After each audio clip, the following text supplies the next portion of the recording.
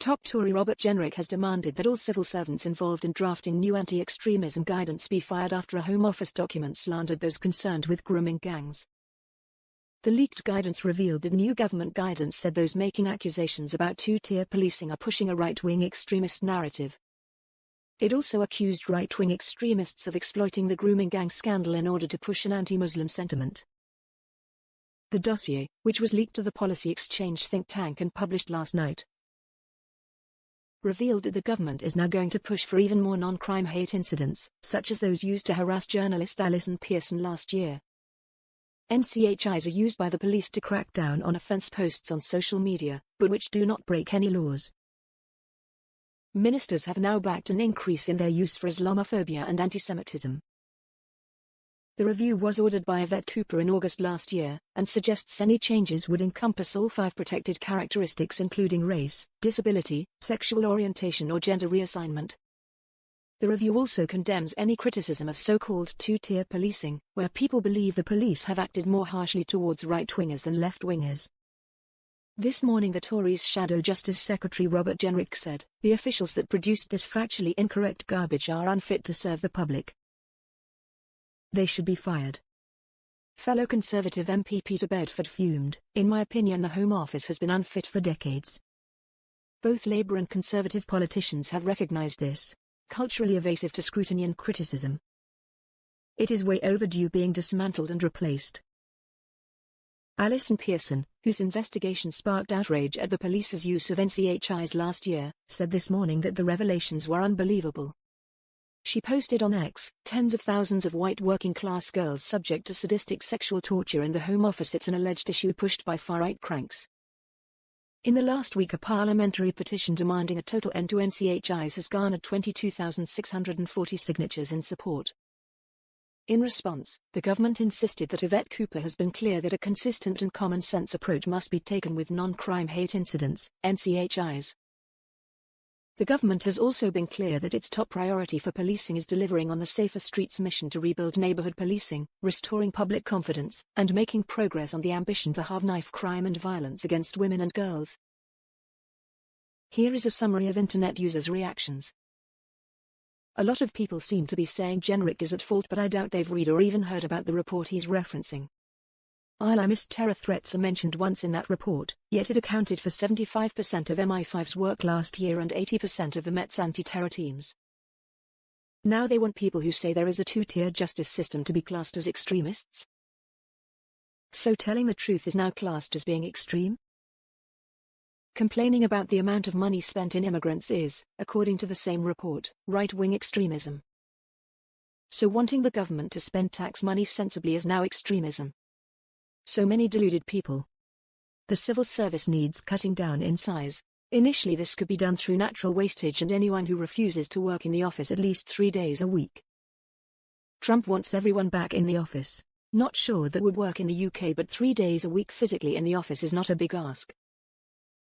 Simply a leaked report, but who recommended this report? The ideology is shining through the actions of the Labour Party. We find it difficult to stick to the comment rules in this paper now.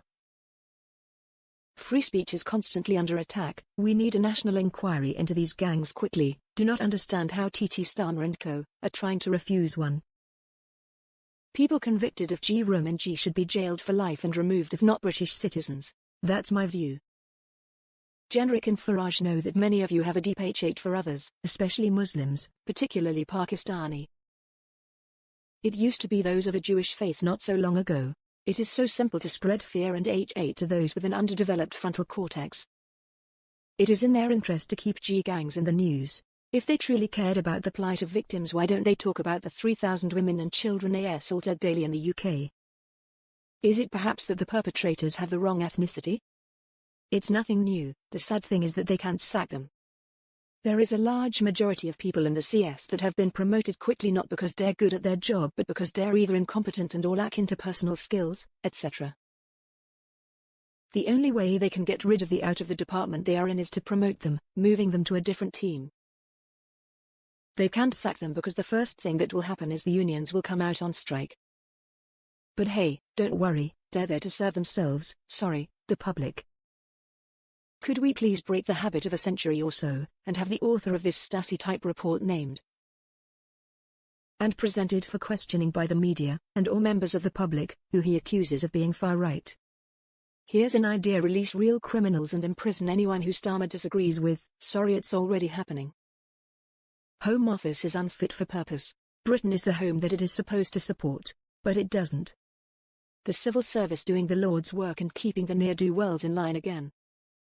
Full support to the civil service, who seem to be the only sensible voice at the moment.